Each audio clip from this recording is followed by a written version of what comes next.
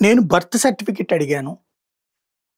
సచివాలయం దగ్గరికి వాలంటీర్ వచ్చి అప్లికేషన్ పూర్తి చేయించుకొని సచివాలయానికి తీసుకెళ్ళి మళ్ళీ వారం రోజుల్లోనో 10 రోజుల్లోనో తెచ్చిచ్చేవాడు. డెత్ సర్టిఫికేట్ అడిగాను తెచ్చిచ్చేవాడు. ఆస్తి సర్టిఫికేట్ అడిగాను, ఎన్కంబరెన్స్ సర్టిఫికేట్ అడిగాను తెచ్చిచ్చేవాడు.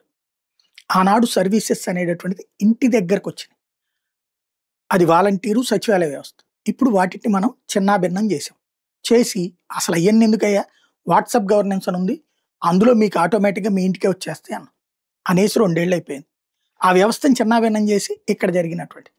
అక్కడ లంచాలకి తావులేదు. ఇప్పుడు ఇక్కడ ఆఫీసుల చుట్టూ తిరిగి లంచాలు ఇచ్చుకొని తెచ్చుకోవాలి. ఓ మార్క్ లిస్ట్ కావాలా, యూనివర్సిటీకెళ్ళాలా, యూనివర్సిటీ చుట్టూ ఎన్ని రోజులు తిరగాలో తెలీదు. అదే నేను సో అండ్ సో ఇయరు, నా so and so hall ticket number, నా so and so mark list కావాలంటే వెంటనే వచ్చేటట్టు ఉండాలి కదా వాట్సాప్‌లో. యూనివర్సిటీలన్నీ అనుసంధానం అవ్వాలి కదా, ఎందుకు జరగట్లేదు? ఎన్కంబరెన్స్ సర్టిఫికేట్ ఆటోమేటిక్‌గా వచ్చేయాలి కదా, ఎందుకు జరగట్లేదు? ఇవన్నీ వాట్సాప్ గవర్నెన్స్‌లో వస్తాయని ఆశించాం. ఇప్పటికేందయ్యా అంటే కరెంటు బిల్లుల చెల్లింపు, ఆస్తి పన్నుల చెల్లింపు, ఇట్లాంటి వాటికి పరిమితం అవుతుంది. ఇప్పుడేదో కొత్తగా సేవలు తీసుకొస్తాం అంటున్నారు. ఒకటే గుర్తు, నేను ఏది అడిగినా వెంటనే సర్టిఫికేట్ వచ్చేటట్టు ఉండాలి. అది ఎడ్యుకేషనా, కార్పొరేషనా, హెల్తా, ఈవెన్ నేను ఒక షాప్ పెట్టాలనుకుంటున్నాను. అప్లికేషన్ కావాలా, దానికి లైసెన్స్ కావాలా, దీంట్లో పెడితే వచ్చేయాలా?